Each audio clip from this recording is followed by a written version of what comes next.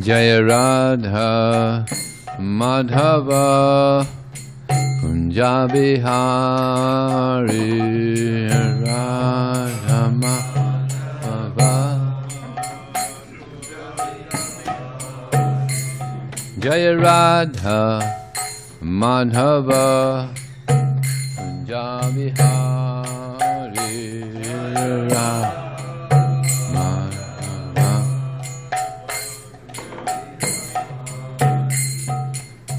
Gopi Janna Vallabha Girivana Dari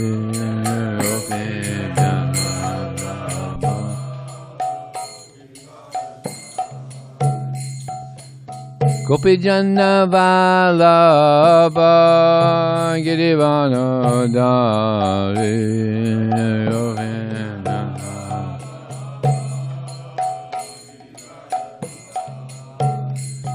Jaya Radha Madhava Kunja Vihari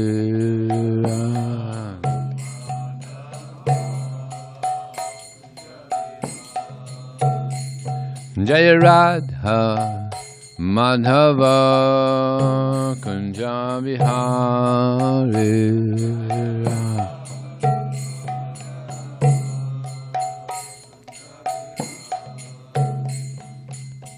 Gopi Janna Vallabha Girivana Dari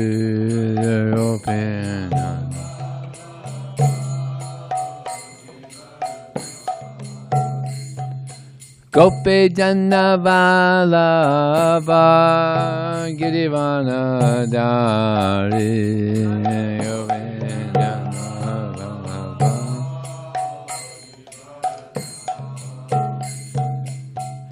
Sodanandana Bradajana Ranjana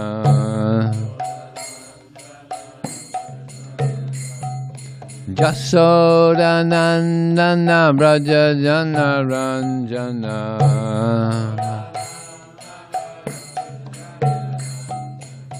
Jamunatira Vanachari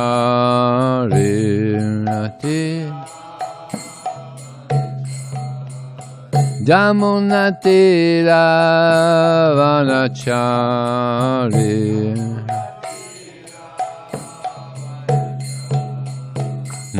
Jaya Radha Madhava Kunja Vihari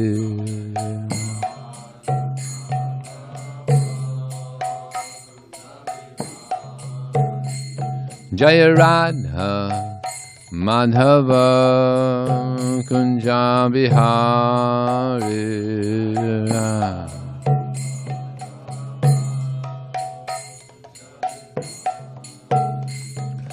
Gopi Janna Vallabha Girivana Dari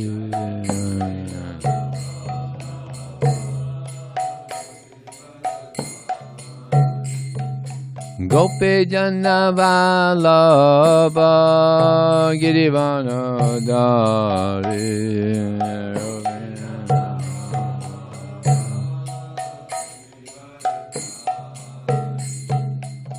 Yasodanandana Bharadana Ranjana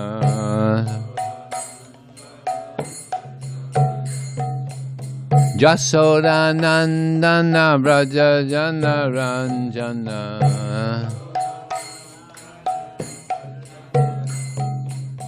Jamunatira Vanachari Natira Jamunatira Vanachari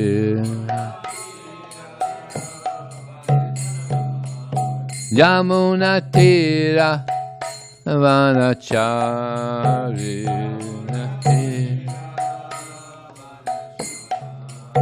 Jamunatira Vanachari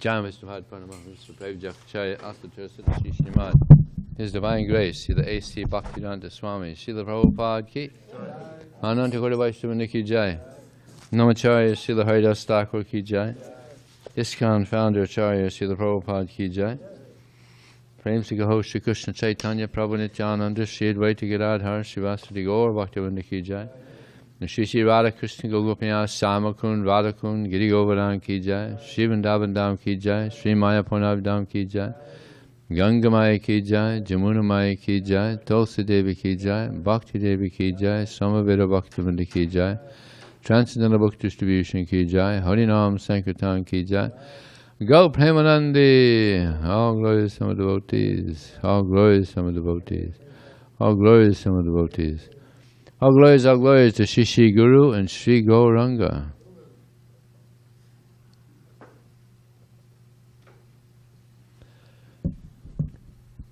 Om Namo Bhagavate Vasudevaya. Om Namo Bhagavate Vasudevaya. Om Namo Bhagavate Vasudevaya.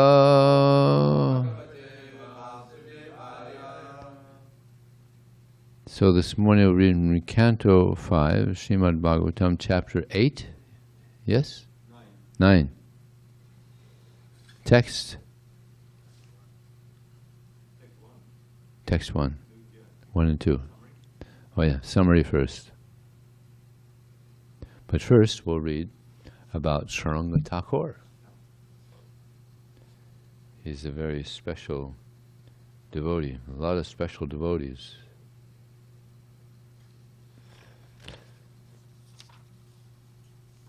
Are you ready to hear some nectar here? Saranga Thakur, an important branch of the Sri Chaitanya tree. Sri Saranga Thakur, Saranga Murari, lived in Mamagachi, Madadrum Dweep, Navadweep. Staying under a bakul tree, Saranga Thakur worked very hard every day to please his worshipful deity. Single-handedly, he would collect fruits, vegetables, and firewood. He would also beg rice, cook, bathe, dress, and feed his Lord. After a full day of deity service, Saranga would cross the Ganges River to join Mahaprabhu's Harinam Sankirtan party in Mayapur. During one visit, Lord Gauranga noticed that Saranga's beloved bakul tree was dying up and almost dead. Lord Chaitanya embraced the tree with his beautiful golden arms. Completely rejuvenated, the tree burst forth with green leaves and fresh, super fragrant flowers. To this day, devotees of Sri Chaitanya Mahaprabhu worship this special Kalpavriksha tree of Sri Dham Mayapur. Some devotees collect small pieces of wood which occasionally fall off and make neck beads or worship it. It's still alive there. Saranga Thakur vowed to never initiate disciples despite Lord Chaitanya's insistence. One day, he relented and decided to initiate the first person he saw. While bathing in the Ganges, he brushed against a floating corpse. Suddenly, it sprang to life. Stunned, the man slowly identified himself and bowed down to Saranga Thakur, who had just miraculously renewed his life. Actually, he was a young boy. He was about 10. Yeah. So when the parents found out that he was alive again, so they went there to bring him back home. And he said, no. My guru, he's brought me back to life. I stay with him. So he stayed in his ashram. After giving him mantra diksha, Saranga Thakur became famous as Saranga Murari Thakura because the disciple's previous name was Murari. Now he also would jump on the backs of tigers. And he would play with venomous serpents on his lap. And he would go into the water for 2 or 3 days no problem. It just come out like nothing happened. Just extraordinary person. In Vraja-lila, Saranga serves Radha Gopinath as Nandi Mukhi Sakhi by taking a 45-minute rickshaw ride downtown Navadvip. One can see the deities of Saranga Thakur and the Kalpavriksha Bakul tree. You been there, Devotee? I don't think I may have been there because I've been to Navadvip many times. But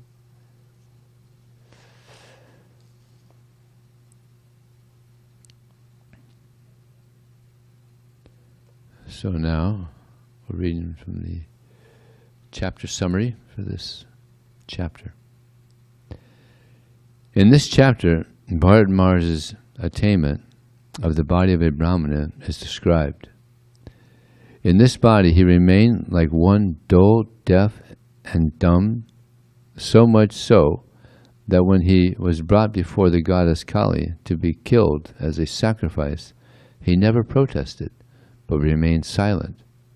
After having given up the body of a deer, he took birth in the womb of the youngest wife of a Brahmana. In this life, he could also remember the activities of his past life, and in order to avoid the influence of society, he remained like a deaf and dumb person. He was very careful not to fall down again. He did not mix with anyone who was not a devotee. This process should be adopted by every devotee, as advised by Sri Chaitanya Mahaprabhu. Asat Sangha Tyaga, a Vaishnava Acharya. One should strictly avoid the company of non-devotees, even though they may be family members. When Bharata Maharaja was in the body of a Brahmana, the people in the neighborhood thought of him as crazy. Dull fellow, but within he was always chanting and remembering Vasudeva, the Supreme Personality of Godhead. Although his father wanted to give him an education and purify him as a Brahmana by offering him the sacred thread, he remained in such a way that his father and mother could understand that he was crazy and not interested in the reformatory method. Nonetheless, he remained fully Krishna conscious, even without undergoing such official ceremonies. Due to his silence, some people, who were no better than animals, began to tease him in many ways, but he tolerated this. After the death of his father and mother, his stepmother and stepbrothers began to treat him very poorly. They would give him the most condemned food, but still he did not mind. He remained completely absorbed in Krishna consciousness. He was ordered by his stepbrothers and mother to guard a paddy field one night, and at that time the leader of a dacoit party took him away and tried to kill him by offering him as a sacrifice before Bhadrakali. When the dacoits brought Bharata Maharaja before the goddess Kali and raised a chopper to kill him, the goddess Kali became immediately alarmed due to the mistreatment of a devotee. She came out of the deity and, taking the chopper in her own hands, killed all the dacoits there. Thus a pure devotee of the Supreme Personality of Godhead can remain silent despite the mistreatment of non-devotees. Rogues and dacoits who misbehave toward a devotee are punished at last by the arrangement of the Supreme Personality of Godhead. Devotee. This is 1 and 2. Shri Shukla Vacha? No.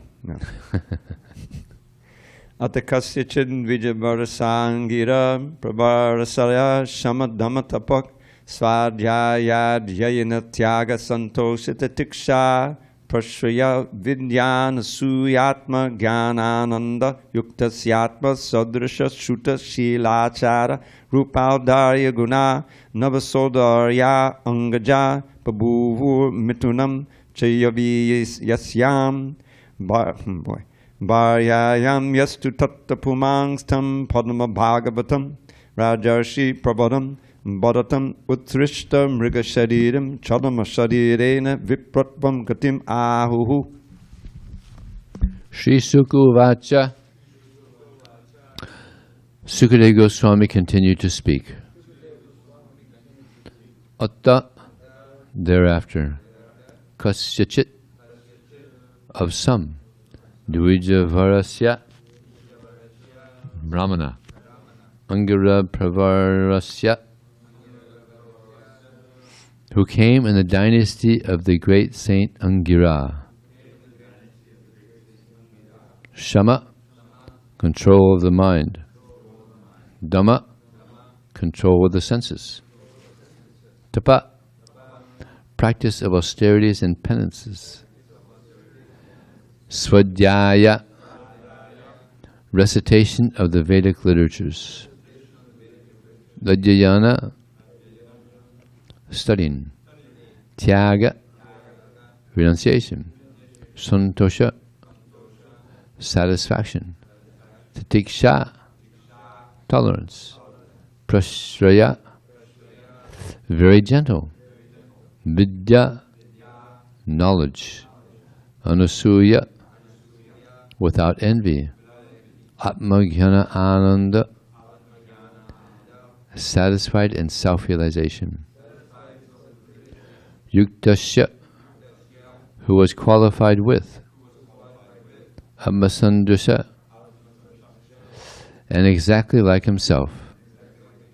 Shruta, in education. Shila, in character. Acharya, in behavior. Rupa, in beauty. Audharya, in magnanimity. Guna, possessing all these qualities. Navasa Udharya, 9 brothers born of the same womb. Angaja, sons. Babhuvu, were born. Maitunam, a twin brother and sister. Cha, and Yavyasam, in the youngest. Bharyayam, wife. Ya, who, two, but. Tatra, there. Puman, the male child. Tam, him. Parama Bhagavatam, the most exalted devotee. Rajarisi, of saintly kings. Pravaram, most honored. Bharatam, Bharata Maharaja. Utristya, having given up. Mrigasariram, the body of a deer. Charama sarirena, with the last body. Vipratvam, being a brahmana. Gatam, obtained. Ahu, they said. Translation and purport by His Divine Grace, Srila Prabhupada Ki Jai. Srila Sukadeva Goswami continued, my dear king, after giving up the body of a deer, Bharata Maharaja took birth in a very pure Brahmana family. There was a Brahmana who belonged to the dynasty of Angira. He was fully qualified with brahminical qualifications. He could control his mind and senses, and he had studied the Vedic literatures and other subsidiary literatures. He was expert in giving charity, and he was always satisfied, tolerant, very gentle, learned, and non-envious. He was self-realized and engaged in the devotional service of the Lord. He remained always in a trance. He had 9 equally qualified sons by his first wife, and by his second wife he begot twins, a brother and a sister, of which the male child was said to be the topmost devotee and foremost of saintly kings, Bharata Maharaj. This, then, is the story of the birth he took after giving up the body of a deer. Purport. Bharata Maharaj was a great devotee, but he did not attain success in one life. In Bhagavad Gita it is said that a devotee who does not fulfill his devotional duties in one life is given a chance to be born in a fully qualified Brahmana family or a rich Kshatriya or Vaishya family. Suchinam Srimatam Yehe, Bhagavad Gita 6:41. Bharata Maharaj was the firstborn son of Maharaj Rishabha in a rich Kshatriya family, but due to his willful negligence of his spiritual duties and his excessive attachment to an insignificant deer, he was obliged to take birth as the son of a deer. However, due to his strong position as a devotee, he was gifted with the remembrance of his past life. Being repentant, he remained in a solitary forest and always thought of Krishna. Then he was given the chance to take birth in a very good Brahmana family. Om Jnanatamandasya Jnananjana Salakaya Chakshram Militam Jena Tasmai Sri Gurve Nama Mukram Krotavachalam Pangun Langhayate Gurim Yat Kripa Taraham Bande Sri Gurum Dinataranam Vanchikapatubhyascha Kripa Sindhubhyevacha Patitanam Bhavnebhyo Vaishnavebhyo Namo Namaha. Jaya Shri Krishna Chaitanya Prabhu Nityananda Shri Advaita Gadadhar Sivasadi Gaur Bhaktivinoda. Hare Krishna, Krishna Krishna, Hare Hare, Hare Ram, Ram Ram, Hare Hare. It's interesting that Bharata Maharaj, he first took birth as the son of God, Lord Rishabdev. And he was a very wonderful devotee. But even though taking birth, as a son of God, still, you have free will. Just like Advaita Acharya, he had 3 sons. Advaita Acharya, he's also God. He had 3 sons that became Mayavadis. And was it the 3 that were devotees and 3 that were Mayavadis?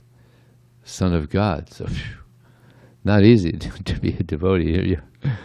And now he's taken birth in the son of a Brahmana, a very qualified Brahmana. Here it's mentioned that he was very satisfied. He was tolerant, very gentle, learned, and non-envious.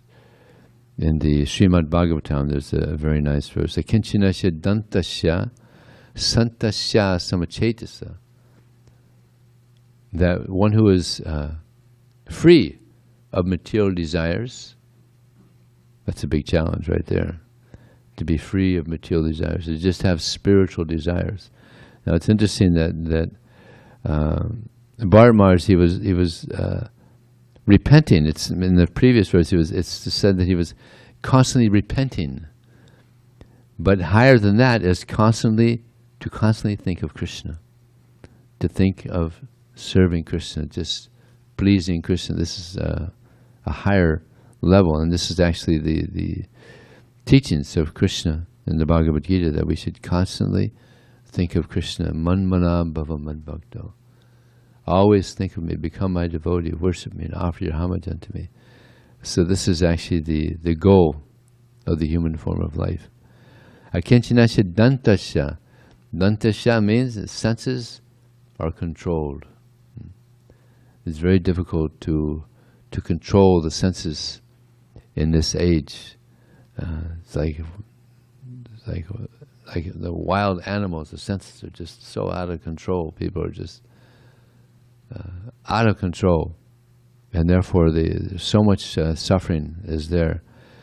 So a devotee, he calms the senses, he controls the senses, and he engages the senses in the service of Krishna. Hrisikena hrisikesa sevanam bhakti uchite. Sarva parivinirmuktam tatpradvena nirmalam.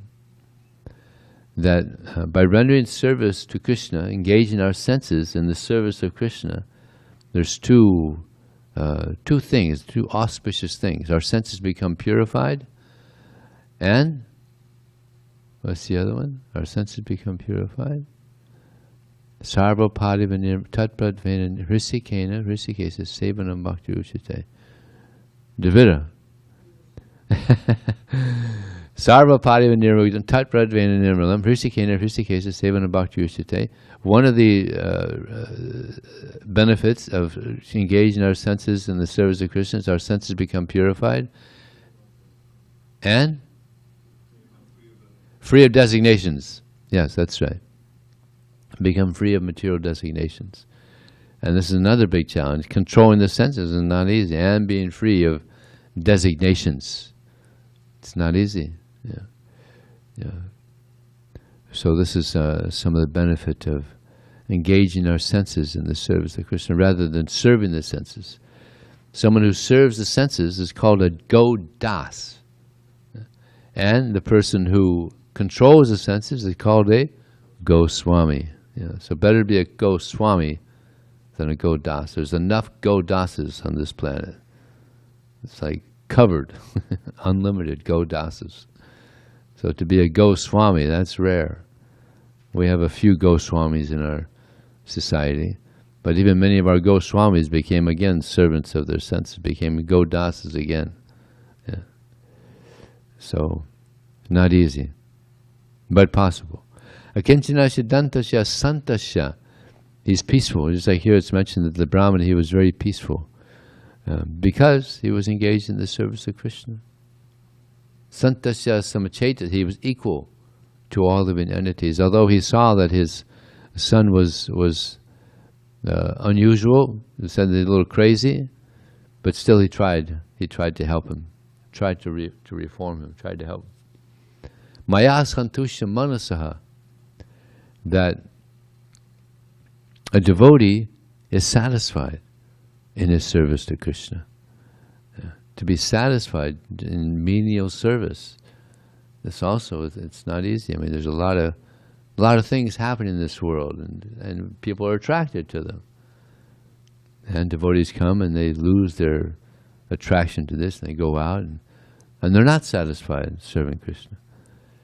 So these are things that we should pray for, to be satisfied in the service of Krishna, to be free of material desires, to be able to control the senses. And this verse goes on to say that whoever lives a life like this, wherever he goes, he only finds happiness. One who is free of material desires, who controls the senses, who is peaceful, who sees everyone equally, who is satisfied in Krishna consciousness, wherever he goes, he only finds happiness. Everybody wants happiness, so this is the key. Right? This is the key to happiness. So that's a little bit about the Brahmana. Now, here it's mentioned in the purport, Bharata Maharaja was a great devotee, but he did not attain success in one life. Now, sometimes it takes many lifetimes. Yesam twantikatam papam jananam punyakarmam tedvantvan monirmukta bhajante mam dhudavata. Persons who have acted piously in previous lives and in this life, whose sinful activities are completely eradicated, who are free of the dualities of delusion, they engage in my service with determination. So, I was looking in the Veda base about things that Prabhupada said about this verse.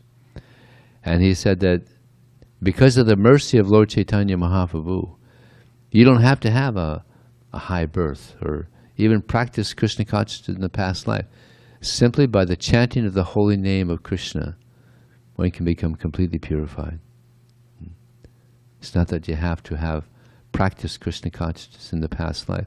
Although I've read that in some places in Prabhupada's books also. Yeah, it helps. But Lord Chaitanya Mahaprabhu has come and he's given a handicap for us Kali Yugites. Just chant Hare Krishna and you can attain all perfection. And we have Harinam that goes out here once a week on Saturday. It's auspicious. But the thing with Harinam is people hear the holy name and they don't know what it's about. Like sometimes on Harinam, people might come up to you, hey, what are you chanting? What's it about? Yeah, they don't know. So that's the thing about book distribution. You distribute books and they hear the holy name. So it's like I learned how to chant Hare Krishna from Bhagavad Gita. And I learned why we chant. And it was such a powerful presentation. I was chanting all day long after hearing that. This is powerful. You know? The chanting of Hare Krishna is very powerful. What to speak if there's also information about why we chant? So book distribution, therefore, is so important. Therefore, it's called the Brihat Mridanga, the big Mridanga. I just finished proofreading the book again recently, so hopefully it'll get printed pretty soon. So, yeah, this is the big Mridanga. It's like so many people got books from me. Like we used to distribute books in the airports for, I think, 16 years in the airport. And people would get a book from me and hundreds of other devotees, and they'd go all over the world. And they'd become devotees at the place where they live. They'd get they'd be on vacation or something, and they'd go home and they'd become devotees, sometimes book distributors. I was in Norway, and a devotee came up to me and said, "Vijay, thank you so much for the book you gave me in the airport in Los Angeles, 8 years ago." He became a book distributor. So, very rightly, it's called a Brihat Mridanga. And this was before, this was called Bhaktisiddhanta Saraswati Thakur. He called it the Brihat Mridanga before there was airports. Before there was mass travel around the world. So I guess he saw that coming. So he called it the Brihat Mridanga. So here in the purport, Prabhupada also mentions that one of the difficulties that Bharata Maharaja faced was his negligence of his sadhana, negligence of his spiritual duties. So we also have a duty. Like Bhaktivinoda Thakur, he came and he revived Krishna consciousness. It was practically lost. Very few Vaishnavas. But he came and he got the Chaitanya Charitamrita, and that was it. He started preaching up a storm. He started this bhakti rickshaw. He had thousands of people involved in this bhakti rickshaws. It was amazing. He's such a great Acharya.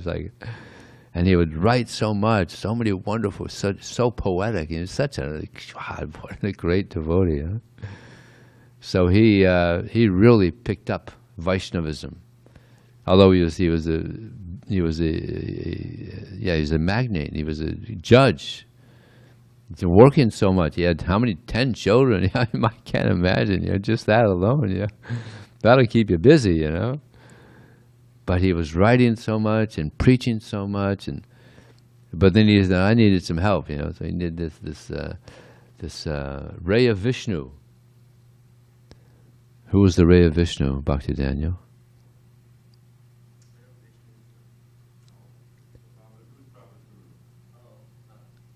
Bhaktisiddhanta Saraswati Thakur. He was the ray of Vishnu. He prayed for a ray of Vishnu. And there's a book, I think it's called The Ray of Vishnu, right? It's called The Ray of Vishnu. And when he was 7 years old, he had already memorized the Bhagavad Gita. And he could comment on it. He was called a walking encyclopedia. You don't have to go on Google. Just ask him. He didn't forget anything he read. He had this memory, incredible memory. So, and he chanted, what is that, 1 billion names? 7 years or something like that. 9 years. And then he started preaching. And man, did he preach. It was the main movement in India. 64 temples throughout India. So he was preaching up a storm. So many devotees were coming. Because he saw it as his duty. Bhaktivinoda Thakur, he passed away, and he just, so Bhaktisiddhanta Saraswati Thakur, he inherited this movement, the spreading of Krishna consciousness. So then, it's an incredible, just amazing, mystical thing happened that Prabhupada met him in 1922. And Bhaktisiddhanta Saraswati Thakur, he could see, here's a special person here. You should preach the message of Sri Chaitanya Mahaprabhu in the Western countries. Well, who will hear our message, Prabhupada said. We're a dependent country. For 2 hours they spoke. Prabhupada challenged him. Who will hear our message? We're dependent on we're foreign leaders. Now, who's going to hear us? No, the spreading of Krishna consciousness is not dependent on some political adjustments. So Prabhupada was so pleased. And when his friend Prabhupada didn't want to go. He had seen so many swamis and he knew of their activities. They weren't so pure. Yeah. So he didn't want to go. But his friend kind of forced him. And then when they left, his friend said, so, what do you think? Prabhupada said, the message of Sri Chaitanya Mahaprabhu is in very good hands. And certainly it was. So Prabhupada, he thought he had a family at that. He had a wife and children, so he couldn't do that. But he didn't forget Bhaktisiddhanta Saraswati Thakur. And he would write him, you have so many sannyasis and brahmacharis, I'm a householder, what can I do? Spread the message of Sri Chaitanya Mahaprabhu. So again, he would. So then it didn't actually happen until 1965. 43 years later, it happened. And Prabhupada also, he spread Krishna consciousness. See, Bhaktivinoda Thakur, he spread Krishna consciousness right there around that area, Navadvip and Calcutta. And then Bhaktisiddhanta Saraswati Thakur, he took it a little further, all over India. And then Prabhupada took it a little further. The whole planet. It's amazing, yeah. Bhaktivinoda Thakur, and then Bhaktisiddhanta, and then Prabhupada. It's amazing. What a team, huh? And Prabhupada, his desire was to establish 108 temples, and he did it. And now we've inherited this movement, the spreading of Krishna consciousness. And now we have about 600 temples around the world. So I'm sure Prabhupada is very pleased with what the devotees have done. Of course, we could have done better, and we can still do better. So this month is a time for increasing book distribution, and this is what gives pleasure to Srila Prabhupada. So we have this duty to spread Krishna consciousness. Just like, I'll give you an example. Imagine there's a doctor that has found the cure for all types of cancer and COVID-19. How many types of cancer are there? No one knows. There's so many types of cancer. You ask a doctor, how many types? They don't know. So many. A friend of mine was, when I was in Miami, I used to distribute books there in the airport, and a lot of the workers there were friends. And one of the workers there said that his wife bumped her knee on the bedpost, died 6 months later. She got cancer on her knee. I don't know what type it was, but you could just a little thing, you know, just bump your knee on the bedpost and you get cancer there and die. These bodies are very vulnerable, extremely vulnerable. So imagine some doctors found the cure for all the different types of cancer. It would be huge news, front page news all over the world. Doctors found cure for all types of cancer. Yeah? Huge story about it. But then imagine if the doctor didn't give out the medicine to all these people. And he decided to go on a cruise for a year, you know, just cruising around, you know. That would be the next big news. Doctor has found cure for cancer, goes on a cruise for a year, doesn't give out the medicine to the, you know, I mean, he would be considered a jerk, right? A rascal, right? Because he He has the medicine, but he's not doing his duty of giving it out. So believe it or not, we have the cure for all types of cancer and COVID-19. We have the cure for all diseases. We have the cure for death, old age, birth, and disease. If people just get one of Prabhupada's books and reads it and follows the teachings seriously, they can go back to Godhead. Seriously. Seriously. This is the mercy of Lord Chaitanya Mahaprabhu and his devotees, that just by giving this knowledge out, people can become purified and liberated and go back to Godhead. So this is an opportunity for all of us to do this duty of giving this mercy. And the result of giving this mercy is not only do they benefit, but we become free also of so much contamination, because the book distribution is a very purifying activity. Yeah. You get purified of so much nonsense. Just like here, it's also said that he was... another problem that Bharata Maharaja had, that he was too attached to the fawn. Too attached. So what are we attached to? The main attachment that we have is what? The body. Yeah, well, that's connected. The body. We're attached to this body. We think that we're this body.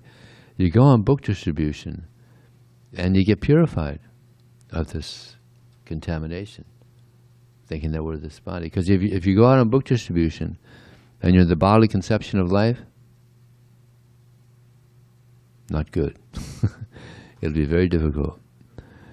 But if you have very good sadhana and you go out on book distribution and you pray to Krishna to be an instrument, then you get realization, I'm not this body. And these people that I'm speaking to, that I'm approaching, they're also not their body. So this is a big advantage of book distribution. You're out there on the front lines and you're getting mercy. You're getting mercy of Krishna. Yeah. Because Krishna is very pleased. Yaidang paramanguyang mad bhakte sabudhashyasi bhakti mayam param krita mamivaisya sangsaya. That anybody who is preaching this message of Bhagavad Gita is very dear to me. And there'll never be anyone more dear to me than that person. So this is how to get very close. This is Krishna's soft spot. You get close to Krishna because he comes here for this purpose himself. He sent Prabhupada, he sent Bhaktisiddhanta Saraswati, he sent Bhaktivinoda Thakur. They were all sent for this purpose. So if we also pick it up, and do this service, then we advance very quickly in Krishna consciousness. And one purport, Prabhupada says that the quickest way to get realization of Krishna is by going out and giving this message to others. Now I thought I'd give some experiences that I've had and other devotees have had about book distribution to inspire you. One time I was distributing books. Some of you may have heard this. I don't know. I was distributing books in Miami airport, and this lady and man and young girl were going by. I approached him, and the lady was really into it. She wanted to read it. I was explaining a little bit about it. It's yoga, meditation, higher consciousness. And she really wanted to read it, so she told her husband, get this book for me. Give him a donation. He said, no, you're not going to read it. Come on, let's go. No, please. Give him a donation. I want to read it. No, it's just going to sit on the bookshelf. Come on, let's go. Let's catch our flight. She got angry and just walked away. And the little girl, maybe 8 years old, she looked up at her father and said, "Daddy, I hate you." And the guy felt pretty bad. Can you imagine that, little daughter? So he reached in his pocket, he pulled out $10 and gave it to me. And then the girl grabbed the book. I still had the book. She grabbed it out of my hand. She's running down the aisle. "Mommy, Mommy, I got the book. I got the book." I hope that didn't cause a divorce or anything. Actually, even Jesus said, "I have not come to make friends with people, and I've come with a sword to make enemies amongst family members, friends, husband and wife," and he said like that because you don't hear that one so much from the Christians, but it's there. I was distributing books in Auckland, New Zealand, with a friend, Bhakti Luke, and we went to an apartment. Knocked on the door, and a guy came to the door, and I presented the Bhagavad Gita. He said, "Oh, I have something for you." And I thought he was going to come and give me a Bible or something. But he came, and he had a Bhagavad Gita. He said, "Here, I've had this for years. I'm never going to read it. Take it, give it to somebody that'll read it." So I tried to convince him, no, maybe you'll read it someday. Books are patient. It'll wait for you, you might read it sometime. No, I'll never read it. Just give it to someone that might find it more interesting. So we reluctantly took the book and we were leaving. Actually, I had just ran out of Bhagavad Gita, so I like to distribute Bhagavad, so Krishna gave me a Bhagavad Gita. So we were leaving his apartment, and just as we were leaving, a car pulls up. So I thought, well, maybe he'll take it. So he got out of the car, and I'm showing him the Bhagavad Gita. Then he said, "Oh, yeah, this looks interesting. Yeah, I'll give a donation. But I don't have any money on me. I have to go in the apartment and get you a donation." So he has the Bhagavad Gita in his hand, and he goes into the same apartment that it had just come out of. So myself and Bhakti Luke are like praying, "Krishna, please, don't let his friends see that he has the same Bhagavad Gita again." We're praying like that. Hopefully he's in another part of the house or something. So we're praying. So he comes back and gives a donation. Then we left real quick. Because I'm sure as soon as he saw that book in the apartment again, he's like, "How did it come back?" The moral of the story is, if Krishna doesn't want to leave, he doesn't leave. He tried to get rid of Krishna. I was distributing books in I think it was in Indiana. See, we used to 5 vans. We used to travel around with 5 vans, and we would go to concerts around the country. Lollapalooza and all these different concerts, Grateful Dead. About 20 devotees would travel around these concerts. It was fantastic. It was like a real adventure, So I asked one devotee, "So how did you become a devotee?" So nice devotee, so I was curious. He said, "Well, I was at a concert, and I was talking to some friends, and this book just came and landed in my hands." I said, "Well, how'd that happen?" He said, "I don't know, some devotee must have distributed it to some guy, and he didn't like it, and he just threw it up in the air and landed in my hands." So I thought, well, I guess I'm meant to read this, Books falling from the sky. He became a devotee. He read and became a devotee. He landed in the right hands, He was distributing books, yeah. That's one way of distributing books.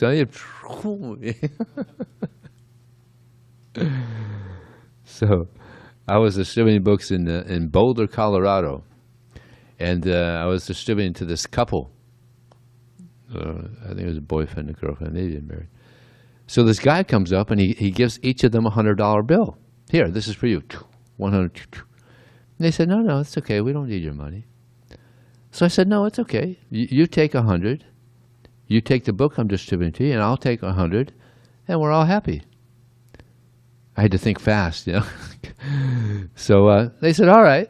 So they got the book. They got $100, and I got $100.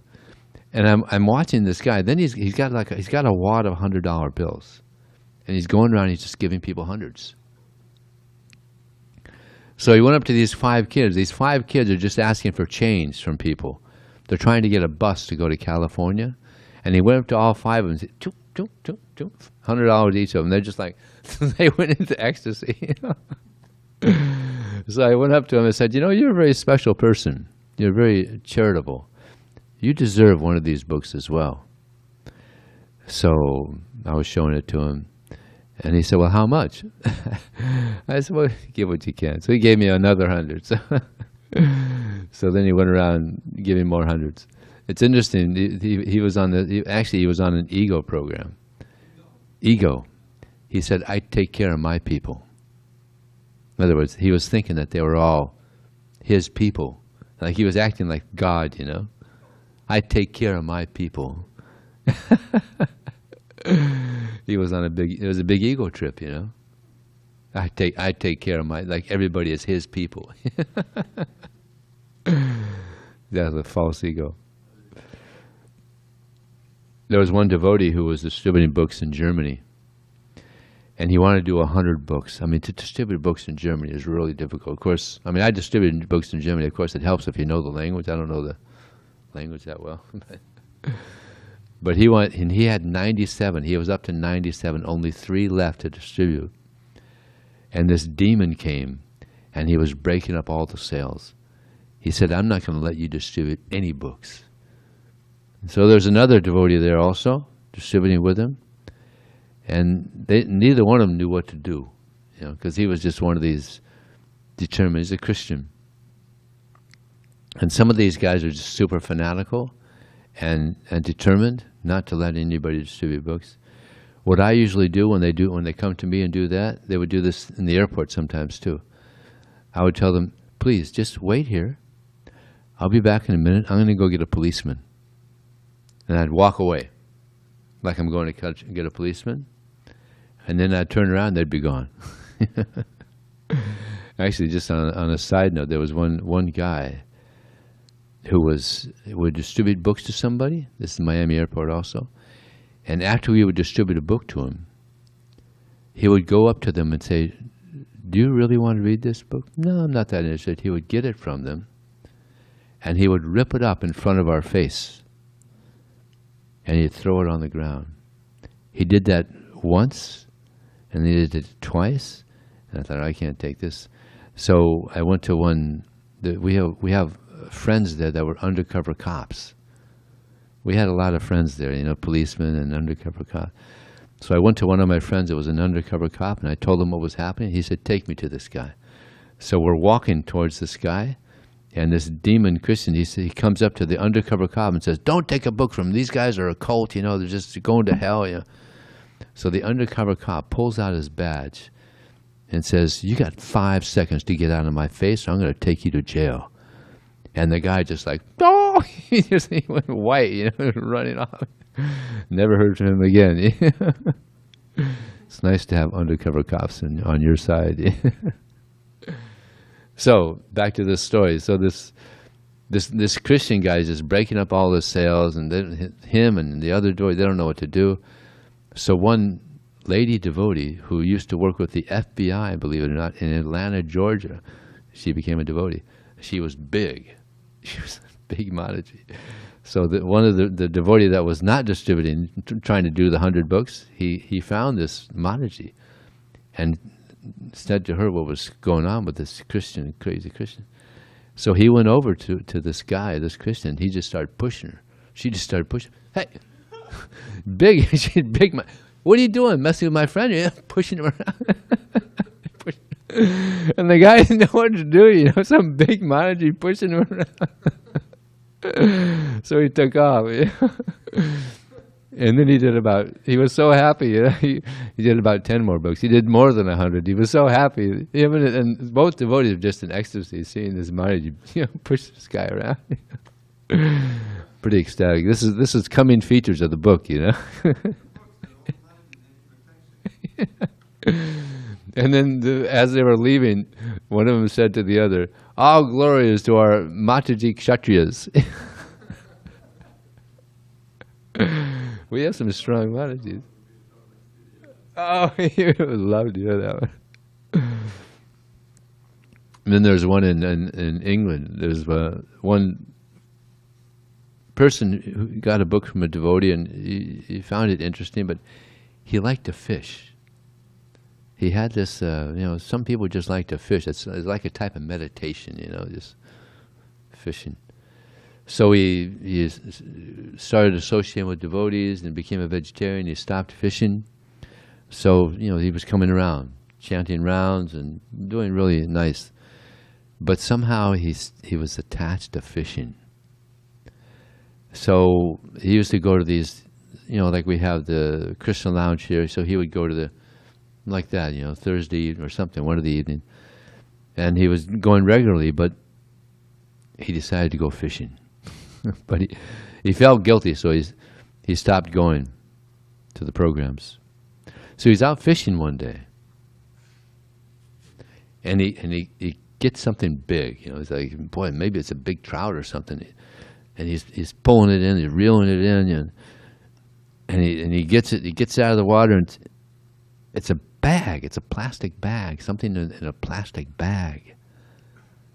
And he reels it in. I can't believe it's a bag. So he reels it in. He opens it up. Bhagavad Gita. It's a Bhagavad Gita. I can't believe it. It's a Bhagavad Gita. Krishna caught him. I guess this is a sign from Krishna. So he stopped his fishing and he became a devotee. This is in England. Yeah, England, yeah. This devotee, what's that devotee's name? That big preacher there out of the manor. What's his name? Kripamoya. Kripamoya, he tells that story. Because he was the preacher. He was the one that was doing the main preaching there with I think it was Thursday or Wednesday night or something. So he tells that story. Pretty amazing. Okay, I'll save some for later. These are all in the book. Oh, there's so many more. I'm just giving some for you. Okay. It's a little late. Maybe we'll just stop here. And there's maybe one short question? No. Srila Prabhupada Ki?